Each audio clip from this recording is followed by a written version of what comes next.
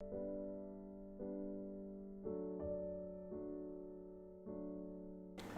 अस्सलाम वालेकुम। मेरा नाम डॉक्टर औरंगज़ेब है और मैं कंसल्टेंट न्यूरोसर्जन हूँ और मेरी क्वालिफ़िकेशन है FCPS न्यूरोसर्जरी। और पिछले 5 साल से मैं ये प्रैक्टिस कराची में कर रहा हूँ। जिन हॉस्पिटल्स में मैं बैठता हूँ that are medicare hospital at Tariq road और neuro spinal cancer care institute in Sadar. और यूजली मैं डील करता हूँ उन सारे अमराज से जो ब्रेन के साथ रिलेटेड हैं। ब्रेन से रिलेटेड जो भी बीमारी हैं जैसा कि ब्रेन ट्यूमर्स, स्पाइनल ट्यूमर्स, दिमाग की जो भी इंजरीज़ हैं, चोट लगती हैं दिमाग की वो, या स्पाइनल के जो भी इंजरीज़ होती हैं, जो भी चोटें लगती हैं उनको डील करना। दिमाग में पानी भर जाना जो कि आमतौर पर बच्चों में होता है, छोटे बच्चों में, उनको डील करना। दिमाग में खून बह जाना जो हाइपरटेंसिव पेशेंट्स में होता है, इन सारी चीज़ों को एज अ न्यूरोसर्जन हम लोग डील करते हैं। आमतौर पे लोग जो हमारे पास प्रेजेंट करते हैं वो अपनी कमर दर्द की वजह से या सर्वाइकल पेन की, गर्दन दर्द की वजह से आते हैं। उनमें अक्सर पेशेंट्स को एक बहुत ज़्यादा अरसे तक कमर दर्द रहा होता है या बैक पेन रहा होता है।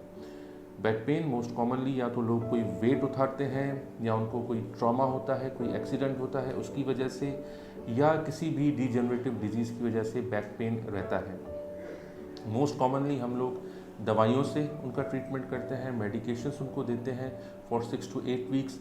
लेकिन अगर वो दवाइयों से ठीक नहीं होते देन हम उनका MRI करवाते हैं और MRI बेस्ड अगर कोई भी डिस्क, कोई भी हर्निएशन, कोई भी मवाद वहाँ पे मिलता है फिर वो पेशेंट सर्जरी की तरफ जाता है। अक्सर लोग इस तरह सर्जरी से डरते हैं कि शायद हम पैरालिसिस ना हो जाए, हमें कमज़ोरी ना हो जाए, लेकिन ऐसा कुछ नहीं होता।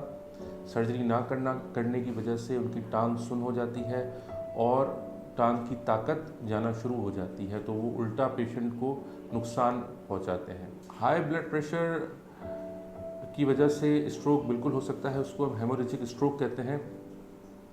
यूजली वो कोशिश तो यही होती है कि पेशेंट टाइम पे मेडिकेशन ले और कोई भी कभी भी अपना डोज मिस ना करे। हाइपरटेंसिव पेशेंट्स होते हैं, लेकिन अगर वो डोज मिस करते हैं तो अक्सर उनको हेमोरेजिक स्ट्रोक हो जाता है। अब वो उसकी साइज़ देखी जाती है, पेशेंट का होश का लेवल देखा जाता है। अगर वो इम्प्रूव्ड है, GCS इम्प्रूव्ड है, 8 से ऊपर है, तो हम उसमें सर्जरी इंडिकेटेड करते हैं और सर्जरी करके जो भी ब्लड है उसको निकाला जाता है।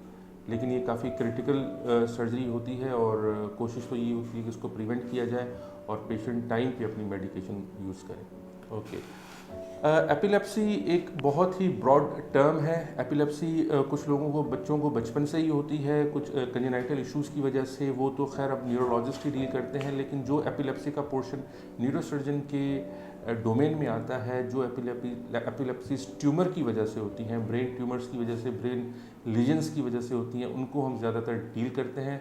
जिसमें ब्रेन ट्यूमर है, सिस्ट है, कोई इन्फेक्शन है लाइक एब्सेस हो जाती है, तो उनको हम डील करते हैं। और अभी सबसे पहले तो हम उसमें CT स्कैन करवाते हैं, MRI करवाते हैं, एंड उसके बाद अगर उसमें हमें कुछ इस तरह का लीजन मिलता है जो हम इंटरवेन कर सकें then we intervene according to the lesion. और अक्सर पेशेंट्स निगलेक्ट भी होते हैं, काफ़ी टाइम तक वो एपिलेप्सी की दवाई लेते हैं, लेकिन जब भी CT स्कैन या MRI करवाया जाता है तो there is some brain lesion. Epilepsy के साथ पेशेंट को हाथ पाँव की कमज़ोरी, यूरिन का कंट्रोल चला जाना, इस तरह के बहुत से हेडेक रहना, इस तरह से बहुत से अलग अलग सिम्टम्स होते हैं, साइंस होते हैं जो प्रेजेंट करते हैं पेशेंट को अलॉन्ग विद एपिलेप्सी, जो ब्रेन लीजन की तरफ ले जाते हैं। So that is the domain of neurosurgery. अगर आप मुझसे अपॉइंटमेंट बुक करवाना चाहते हैं तो marham.pk के थ्रू आप जाकर मुझसे अपॉइंटमेंट बुक कर सकते हैं, ईजिली अवेलेबल है, प्लीज़। अभी मरहम ऐप डाउनलोड करें और किसी भी मसले के लिए 2000 से ज्यादा स्पेशलिस्ट डॉक्टर से ऑनलाइन ऑडियो या वीडियो कॉल के जरिए बात करें।